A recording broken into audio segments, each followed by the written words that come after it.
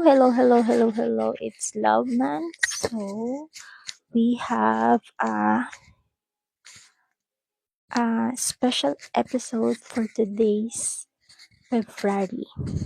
So, paano nyo ba celebrate ang Love Month, diba? Pwede nyo itong i-celebrate with your family, with your friends. O, sige nga, para sa mga may jowa. Pero syempre, it's a celebration din. Pwede natin i-celebrate ito mga ka-singleness. Wow, mga ka-singleness. So, ayun na nga. Ano ba meron ngayon? So, it's about navigating single season with Jesus. So, the best part of being single, it's not what you think. Alam ko kayo, ramdam ko yan. And stop asking when, Lord, and start asking, who am I becoming in you, Lord?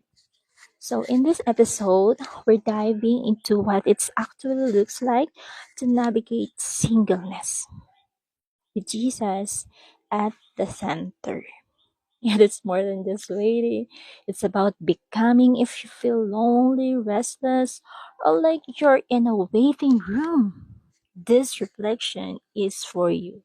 Let's shift our focus from finding the one to following the only one who can truly satisfy our hearts.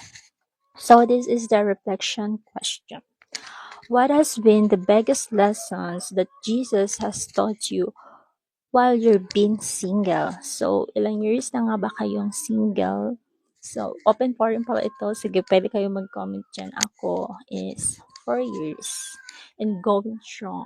Wow, going strong. So, and let's start. Whether you are no boyfriend since birth or no boyfriend since breakup, like me, Jesus is using this time to raise your standard. Today, we're reflecting on why choosing stay single until you find God's peace is the bravest thing you can do. And we'll talk about the lessons God teaches us in singleness. It usually boils down to four things. We have four letters. So, meron tayong clue. Nasabi ko na kanina. So, this is NBSB. So, this is a path to breakthrough. Let's talk about it.